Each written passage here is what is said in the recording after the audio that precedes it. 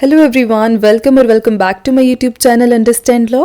Last video में हमने cover किया था हेड्स ऑफ इनकम में सैलरीज का कंसेप्ट, और आज हम second head of income which is income from house property को डिटेल में कवर करेंगे। यहाँ पे हम करने वाले हैं सेक्शन 22 से सेक्शन 27 तक और कुछ इम्पॉर्टेंट केस लॉज। तो सबसे पहले है हमारे पास यहाँ section 22 which is chargeability. Section 22 charging section है जो बताता है कि किस प्रॉपर्टी की एनुअल वैल्यू पर टैक्स कब लगेगा। तो इसके कुछ इंग्रेडिएंट्स देख लेते हैं, जिसमें सबसे पहले है हमारे पास प्रॉपर्टी बिल्डिंग होनी चाहिए या उससे जुड़ी हुई ज़मीन, मतलब लैंड अपॉर्टेनेंट देयर टू। देन है नेक्स्ट ऑनरशिप, असेसी का उस प्रॉपर्टी का ऑनर होना ज़रूरी है। फिर उसके बाद है यूजेज, असेसी उस प्रॉपर्टी को अपने किसी बिजनेस या प्रोफेशन के लिए यूज़ नहीं कर रहा होना चाहिए। अगर बिजनेस या प्रोफेशन के लिए यूज़ हो रही होगी प्रॉपर्टी, तो वो income profit and gains from business and profession head में जाएगी, ना कि इनकम फ्रॉम हाउस प्रॉपर्टी में। अब हमारे पास इनकम टैक्स एक्ट में बिल्डिंग की डेफिनेशन नहीं दी गई है, लेकिन हम कुछ स्टैंडर्ड डेफिनेशंस देख लेते हैं। जैसे वेबस्टर की डिक्शनरी में बिल्डिंग का मतलब है कि एक ऐसी फैब्रिक जो परमानेंटली स्टैंड करने के लिए बनी हो, जैसे हाउस या फैक्ट्री या डॉक। और इसमें कुछ एक्सक्लूजन्स दिए गए हैं, जैसे कि स्टीम बोट, शिप और फेंस, ये बिल्डिंग में नहीं माने जाते हैं। उसके बाद अगर हम रूफ रिक्वायरमेंट की बात करें, तो क्या बिल्डिंग के लिए छत होना ज़रूरी है? तो नहीं, हमेशा नहीं। स्टेडियम या स्विमिंग पूल भी बिल्डिंग की कैटेगरी में ही आते हैं, लेकिन वो बिना रूफ के होते हैं। तो यहाँ पे हमारे पास एक केस भी है which is Ghanshyam Das versus Devi Prasad, 1966 का केस है। इस केस में सुप्रीम कोर्ट ने कहा था कि बिल्डिंग क्या है ये हर केस के फैक्ट्स और डिग्री पे डिपेंड करता है। अब नेक्स्ट है हमारे पास scope of property and nature of income. तो सिर्फ बिल्डिंग ही नहीं, उससे जुड़ी चीज़ें भी इस हेड में कवर होती हैं। जैसे सबसे पहले है लैंड अपॉर्टेनेंट। लैंड अपॉर्टेनेंट में इसमें compounds, courtyards, kitchen garden, parking और अप्रोच रोड शामिल होते हैं। तो रूल क्या है कि अगर आप खाली ज़मीन यानी कि वैकेंट लैंड पर रेंट देते हो, तो वो इनकम फ्रॉम अदर सोर्सेज है। लेकिन अगर वो लैंड बिल्डिंग के साथ जुड़ी हुई है, विच मीन्स लैंड अपॉर्टेनेंट, तो वो हाउस प्रॉपर्टी में ही टैक्स होगी। और इसी के लिए हमारे पास एक केस भी है, Mukherjee estate private limited versus CIT 2000 का केस है। ये केस इसी पॉइंट को क्लैरिफाई करता है। नेक्स्ट है हमारे पास होर्डिंग ऑन रूफ, कि अगर रूफ लेट आउट नहीं किया है, सिर्फ एडवर्टाइजमेंट होर्डिंग का रेंट मिल रहा है, तो वो इनकम जो है वो इनकम फ्रॉम अदर सोर्सेज में माना जाएगा। फिर है हमारे पास डिफरेंशिएशन ऑफ इनकम हेड। अब इसमें हमारे पास क्या है कि कुछ हम यहाँ पे केस लॉज दिए गए हैं, जिनमें तो कुछ दो केसेस यहाँ को दो केसेस में कोर्ट ने ये बोला है कि ये इनकम फ्रॉम हाउस प्रॉपर्टी माना जाएगा, और एक केस में बोला है कि ये बिजनेस इनकम माना जाएगा। तो पहले तो है east India Housing and Land Development trust. इसमें क्या था कि कंपनी ने कुछ जो है स्टॉल्स बनाए और उन स्टॉल्स को रेंट पे दे दिया, वो मार्केट में थे। तो वो उसको कोर्ट ने बोला कि ये इनकम फ्रॉम हाउस प्रॉपर्टी में कंसीडर करे जाएंगे। वहीं अगर कोई शॉपिंग कॉम्प्लेक्स से इनकम आ रही है, तो वो भी हाउस प्रॉपर्टी में मानी। लेकिन इस केस में क्या हुआ कि अगर आप कोई होटल पूरी सर्विसेज के साथ लेट आउट कर रहे हो, तो वो आपकी बिजनेस इनकम में काउंट किया जाएगा। तो बेसिकली हर केस के कंसेप्ट पे, जो हर केस के जो फैक्ट्स होते हैं उस पे डिपेंड करता है कि आपकी प्रॉपर्टी से जो आपको इनकम आ रही है वो हाउस इनकम में मानी जाएगी या नहीं। नेक्स्ट है हमारे पास कंसेप्ट ऑफ ऑनरशिप, कि इनकम टैक्स में ऑनर कौन है ये समझना बहुत ज़रूरी है।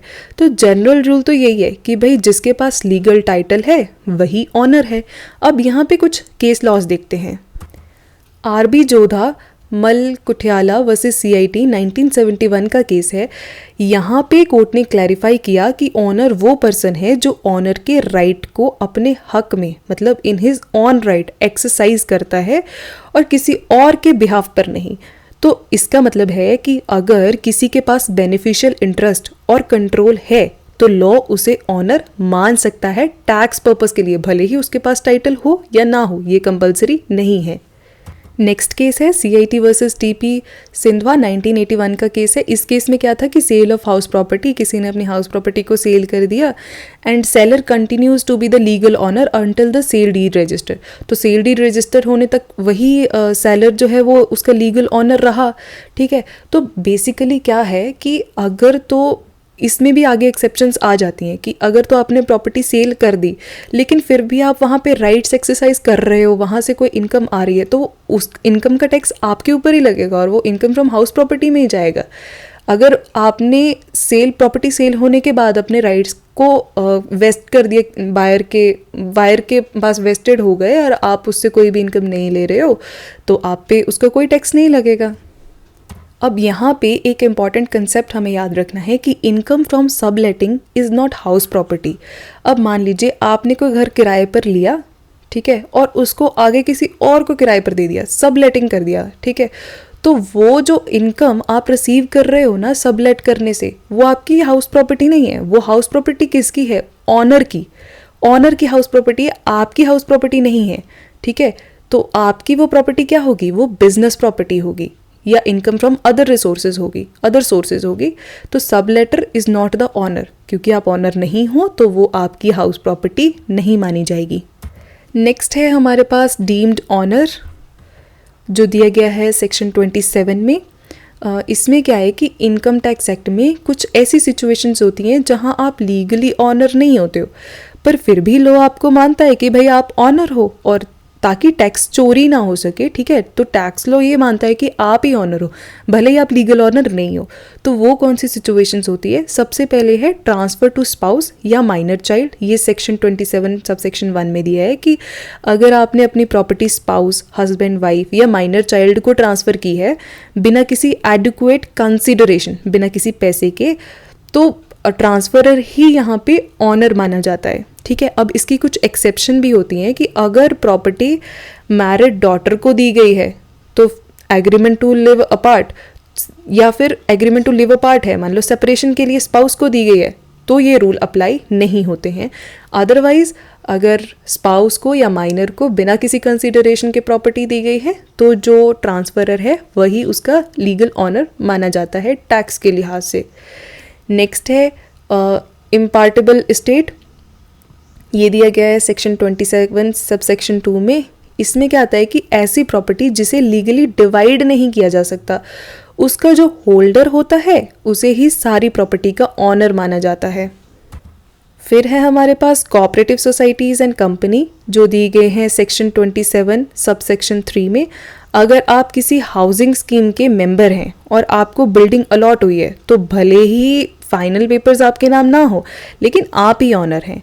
फिर आता है पास्ट परफॉर्मेंस का कंसेप्ट, जो कि दिया गया है सेक्शन 27 सब सेक्शन 3 के ए पॉइंट में।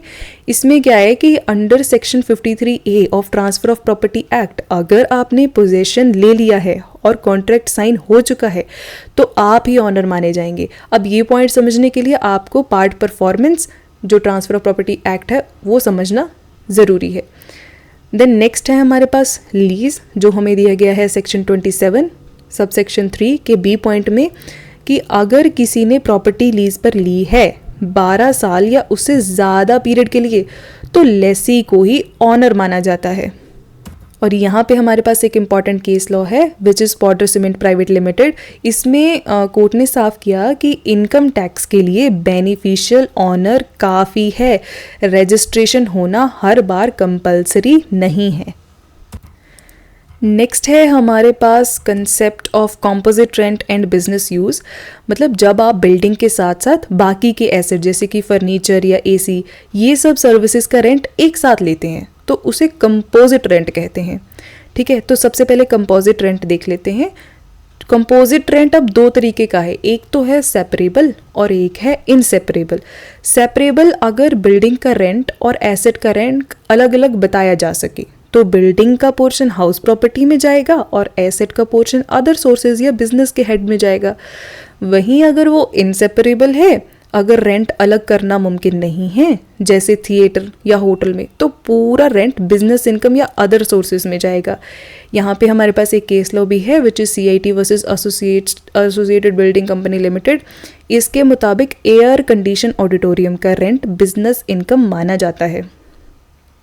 नेक्स्ट है हमारे पास property used for on business. तो अगर आप अपनी ही प्रॉपर्टी में बिजनेस चला रहे हैं तो उस पर हाउस प्रॉपर्टी हेड में टैक्स नहीं लगता है।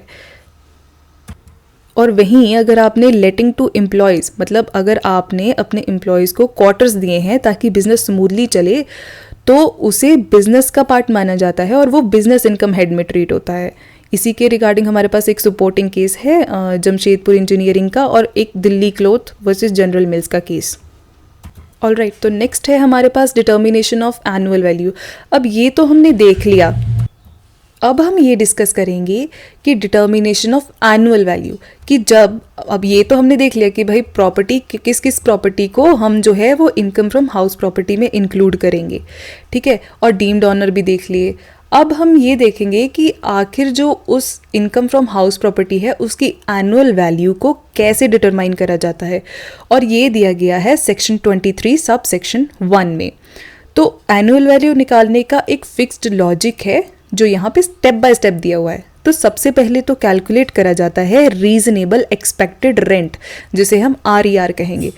तो रीजनेबल एक्सपेक्टेड रेंट जो है, इसके लिए आपको दो चीज़ें देखनी होगी। पहला तो फेयर रेंट और दूसरा municipal valuation. Fair rent means कि आसपास का रेंट, और म्यूनिसिपल वैल्यूएशन जो भी उसकी सरकारी वैल्यू होगी। तो इन दोनों में से जो भी हायर होगा उसको पिक कर लिया जाएगा और उसको हम बोलेंगे फिर स्टैंडर्ड रेंट, ठीक है। जो भी उसको कंपेयर करके रिजल्ट आएगा वो उसको स्टैंडर्ड रेंट के साथ अब हम कंपेयर करेंगे। तो पहले क्या, रीजनेबल एक्सपेक्टेड रेंट निकाला, किन में से निकाला, फेयर रेंट और म्यूनिसिपल वैल्यूएशन में से। जो भी इनमें से हायर है वो हमारा RER हो गया। अब सेकंड स्टेप में हम इस RER को स्टैंडर्ड रेंट के साथ कंपेयर करेंगे, ठीक है जी। तो स्टैंडर्ड रेंट क्या है? Standard rent is the maximum rent legally chargeable under the rent control act, ठीक है जी। तो अब स्टैंडर्ड रेंट और RER को कंपेयर करेंगे और जो भी इनमें से लोअर होगा उसे हम बोलेंगे कि ये अब हमारा क्या है, एक्सपेक्टेड रेंट है। फिर हम अपने एक्सपेक्टेड रेंट को एक्चुअल रेंट जो हमें एक्चुअल में मिल रहा है उसके साथ कंपेयर करेंगे। एक बार दोबारा देख लेते हैं कि सबसे पहले तो हम रीजनेबल एक्सपेक्टेड रेंट निकालेंगे, जो कि क्या होगा, इन दोनों में से फेयर रेंट या म्यूनिसिपल वैल्यूएशन में जो भी हायर होगा वो हमारा RER होगा। RER को हम कंपेयर करेंगे स्टैंडर्ड रेंट से। इन दोनों में से जो भी हमारा लोअर होगा वो हम बोलेंगे कि ये हमारा क्या है, एक्सपेक्टेड रेंट है। एक्सपेक्टेड मतलब कि भाई इतना रेंट तो हमारी प्रॉपर्टी का होना चाहिए। अब इसको कंपेयर करते हैं एक्चुअल रेंट से कि भाई हमें मिल क्या रहा है। तो ये क्या है कि इतना होना चाहिए रेंट, और ये है कि हमें रेंट मिल कितना रहा है। तो इसके भी आगे हम GAV निकालते हैं which is gross annual value.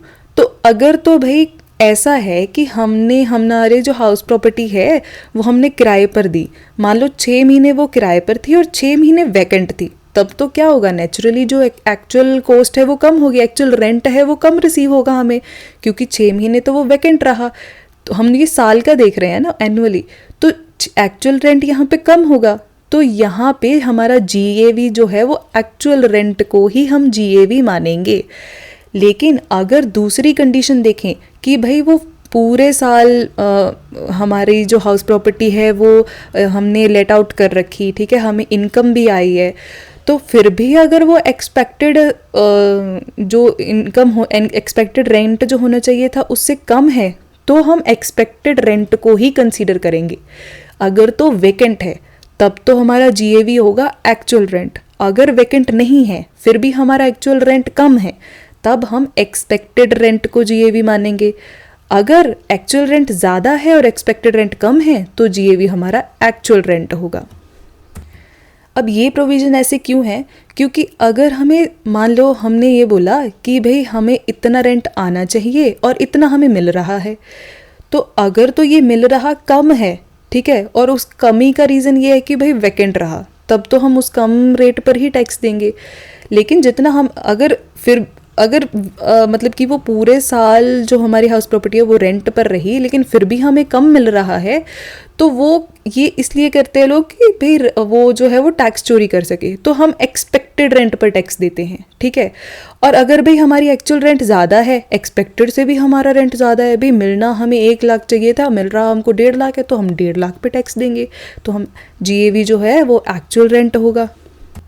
Alright, तो अब GAV निकालने के बाद हमारे पास आता है नेट एनुअल वैल्यू। GAV निकालने के बाद हमें नेट एनुअल वैल्यू तक पहुंचना होता है। इसके लिए एक ही रास्ता है कि भाई जो भी म्यूनिसिपल टैक्सेस हैं उनको माइनस करना है। तो इसमें अब फिर इसके बाद आ जाती है कुछ डिडक्शंस की पहली कंडीशन तो ये है कि टैक्स हमेशा ऑनर द्वारा भरे जाने चाहिए। अगर टेनेंट टैक्स भर रहा है, कौन से टैक्स, म्यूनिसिपल टैक्स, अगर टेनेंट टैक्स भर रहे हैं तो कोई डिडक्शन नहीं मिलेगी।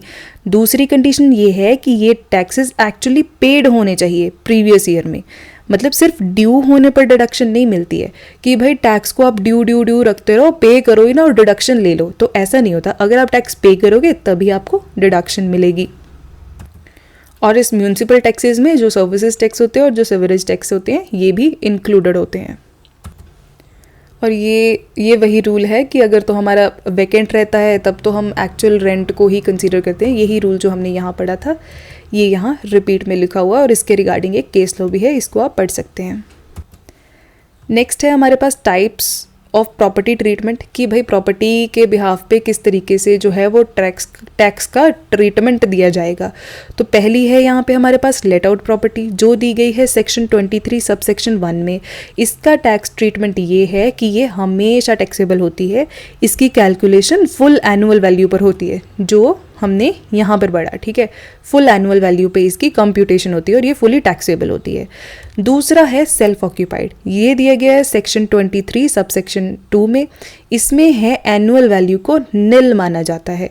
तो मतलब आप इसके अकॉर्डिंग जो है 2 घरों को सेल्फ ऑक्यूपाइड दिखा सकते हो, उनकी NAV 0 होगी और म्यूनिसिपल टैक्सेस की डिडक्शन यहाँ मिलती है और बेसिकली इसकी ज़रूरत ही नहीं है। मतलब क्या है कि जो आपका घर है, हाउस प्रॉपर्टी है, वो 2 हाउस प्रॉपर्टी तक आप उसको सेल्फ ऑक्यूपाइड बोल सकते हो और वो उसका एनुअल वैल्यू निल होगा और आपको इसके ऊपर कोई भी टैक्स देने की ज़रूरत नहीं है।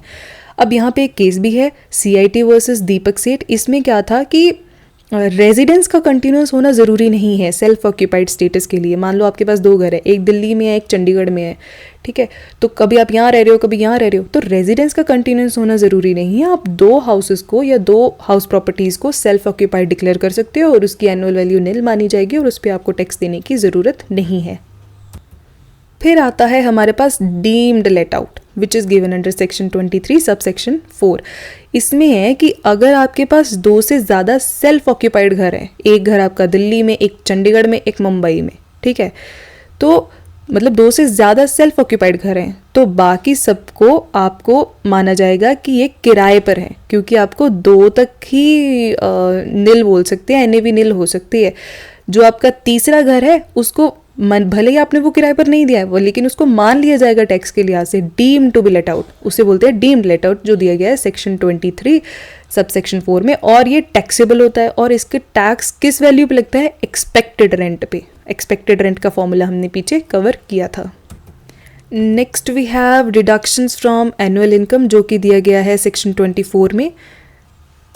डिडक्शंस में हम क्या देखते हैं कि NAV निकालने के बाद, नेट एनुअल वैल्यू को निकालने के बाद income tax department 2 final deductions देते हैं।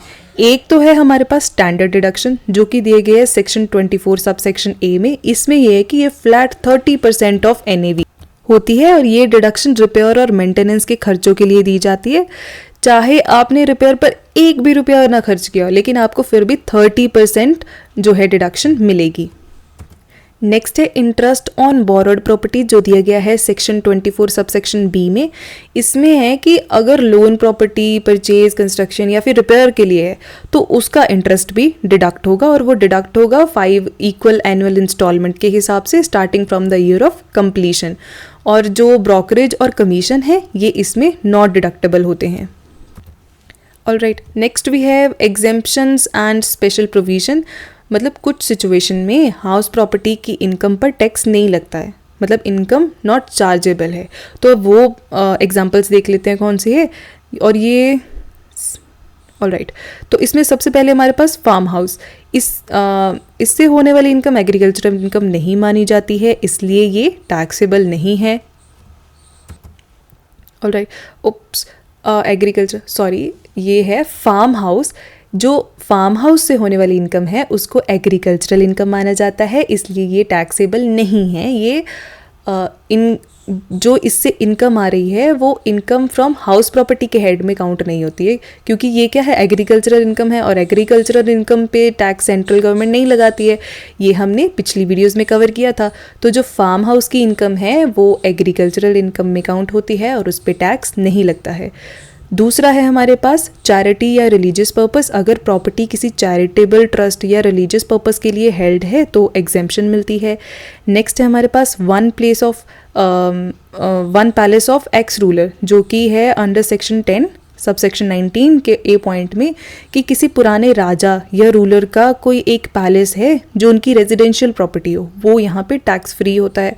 फिर है लोकल अथॉरिटी या फिर ट्रेड यूनियन, जो इनकी प्रॉपर्टीज़ होती हैं, इन पे भी टैक्स नहीं लगता है। फिर है सेल्फ ऑक्यूपाइड हाउसेज, जिसकी NAV हम निल मानते हैं, और ये मैक्सिमम 2 हाउसेज तक अलाउ होता है, जो हमने पीछे भी पढ़ा।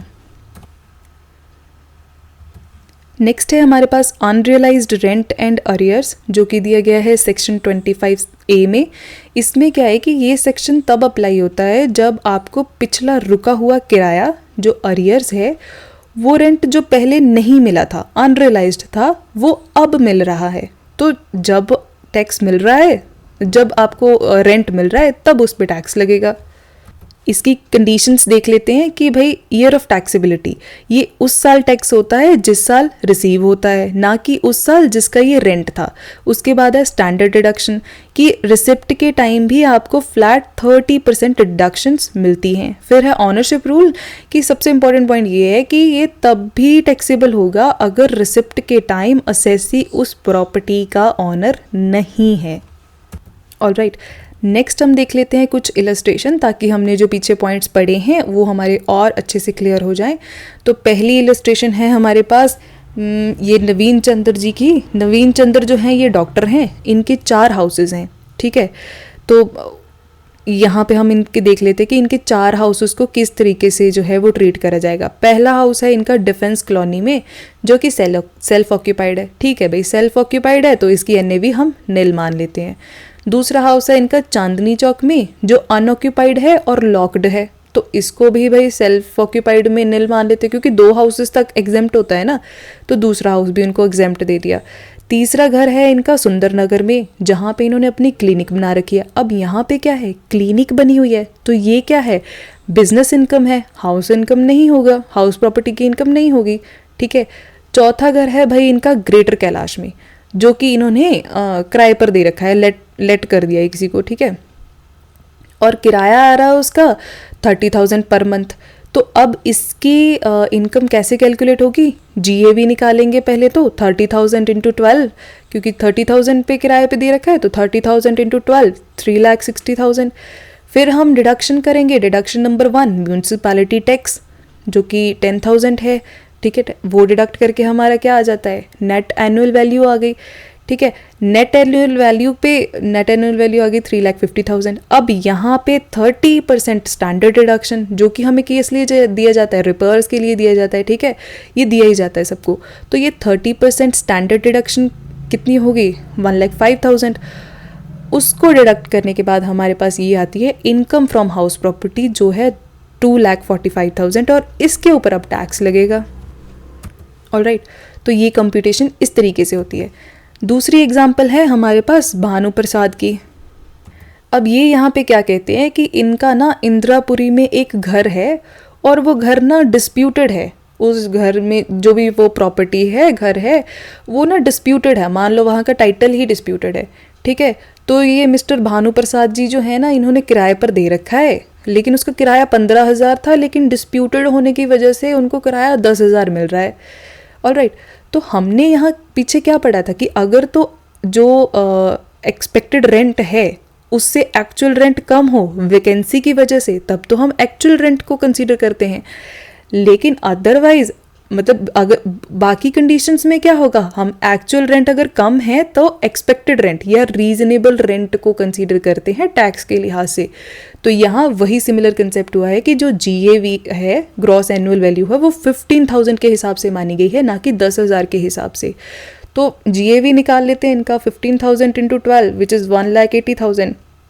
अब इसमें हम म्यूनसिपैलिटी टैक्सेस निकाल देंगे तो हमारे पास NAV आ जाता है। अब NAV पे 30% जो है वो स्टैंडर्ड डिडक्शंस देने के बाद इनकम फ्रॉम हाउस प्रॉपर्टी इनकी निकल आती है 1,12,000। ऑलराइट, फिर एक एग्जांपल देख लेते हैं हम सब लेटिंग की। अब सब लेटिंग में क्या हो रहा है कि ये ऑनर है मिस्टर A, इन्होंने अपना घर जो है वो किराए पर दे दिया मिस्टर B को। ये मिस्टर B जो है ये टेनेंट है, ठीक है। इन्होंने क्या सोचा कि भाई किराया इस घर का ज़्यादा है, इसको मैं आगे किराए पे दे देता हूँ और मैं किसी सस्ते घर में रह लेता हूँ। इन्होंने भाई मिस्टर C को घर किराए पर दे दिया। अब ये क्या है, इसके सब टेनेंट हैं, तो यहाँ पे क्या हो रहा है, सब लेटिंग हो रही है।